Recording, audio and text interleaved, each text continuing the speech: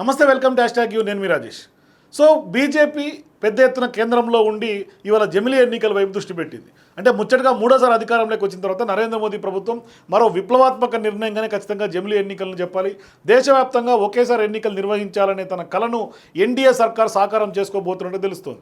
So ఆ దిశగా గత కొంతకాలంగా పెద్ద ఎత్తున అనేక సందర్భాల్లో అనేక వేదికల నుంచి నరేంద్ర మోదీ ఈ దిశగా వన్ నేషన్ వన్ ఎలక్షన్ గురించి, దాని లబ్ధి గురించి చెప్పినటువంటి ఆయన ఇప్పుడు జమిలీ ఎన్నికలకు కేంద్ర మంత్రివర్గం కూడా తాజాగా ఆమోదముద్ర తెలపడం, మరోవైపు శీతాకాల సమావేశాలు కూడా ఓవైపు జరుగుతున్నటువంటి నేపథ్యంలో ఒక్కసారిగా రాజకీయాలు అయితే మాత్రం వేడెక్కాయని చెప్పుకోవాలి. ఎందుకంటే తాజాగా గురువారం జరిగినటువంటి మంత్రివర్గ సమావేశంలో ఒక దేశం ఒక ఎన్నిక బిల్లును ఆమోదముద్ర తెలిపింది కేంద్ర కేబినెట్. ఇట్లాంటి సందర్భాల్లో మాజీ రాష్ట్రపతి రామ్నాథ్ కోవింద్ ఇచ్చినటువంటి కమిటీ నివేదికను కూడా పూర్తిగా ఆమోదం తెలపడం కూడా కొంత కొసమేరపుగా చెప్పాలి. అయితే ఆమోదం పొందడంతో ఒక దేశం ఒక ఎన్నికకు సంబంధించినటువంటి బిల్లు ప్రస్తుతం జరుగుతున్నటువంటి శీతాకాల పార్లమెంట్ సమావేశాల్లో ప్రవేశపెట్టే అవకాశం కనిపిస్తోంది.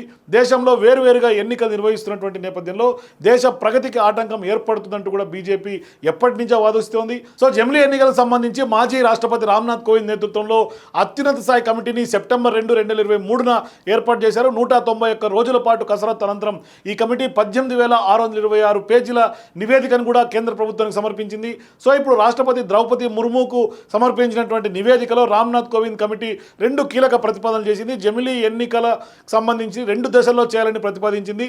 తొలి దశలో లోక్సభ అట్లాగే అసెంబ్లీ ఎన్నికలు కూడా ఒకేసారి నిర్వహించాలని ప్రతిపాదిస్తే తర్వాత 100 రోజుల్లోపు అంటే 3 దినాల్లోపు రెండో దశలో స్థానిక సంస్థల ఎన్నికలు కూడా దేశవ్యాప్తంగా ఒకే రోజు జరపాలంటూ కూడా సూచిస్తోంది. అంటే ఒకేసారి స్థానిక సంస్థల ఎన్నికలు కానీ ఒకేసారి పార్లమెంట్ అసెంబ్లీ ఎన్నికలు నిర్వహించడంతో కొంత అభివృద్ధి ప్రక్రియ అట్లాగే సామాజిక ఐక్యతను ప్రోత్సహించేందుకు ప్రజాస్వామ్య పునాదిని మరింత బలోపేతం చేస్తుందంటూ కూడా కమిటీ పేర్కొంది. అయితే వాస్తవానికి వెనుకల రాజకీయ లబ్ధి కూడా బీజేపీది లేకపోలేదు. ఏకకాలంలో ఓటింగ్ నిర్వహించడంతో పాటుగా పారదర్శకత, సౌలభ్యం పెరుగుతుందనే అభిప్రాయం కూడా ఓవైపు ఈసీలో కానీ కేంద్ర ప్రభుత్వంలో కానీ ఉంది.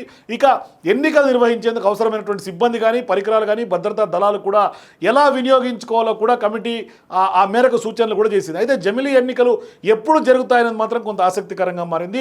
మరి మధ్యలోనే జరుగుతాయా లేదా మధ్యంతర ఎన్నికలు జరుగుతాయనేది మాత్రం కొంత ఉత్కంఠని లేపే అంశం. కానీ 2027లో స్పష్టంగా జమిలీ ఎన్నికలు ఉండే అవకాశం ఉన్నట్టుగా తెలుస్తుంది. ఎందుకంటే దానికోసమే ఆ కసరత్తులో భాగంగా హడావుడిగా కేంద్ర కేబినెట్ ఓకే చేయటం, మరోవైపు పార్లమెంట్ ఎన్నికల్లో బిల్లు పాస్ అవటం, మరోవైపు తాజాగా శనివారం రోజు నరేంద్ర మోదీ దీన్ని ఉద్దేశించి పార్లమెంట్లో మాట్లాడే అవకాశం ఉన్నట్టుగా తెలుస్తుంది. చర్చకు వచ్చే అవకాశం ఉంటుంది, రాజ్యాంగ సవరణలు జరిగే అవకాశం ఉంటుంది.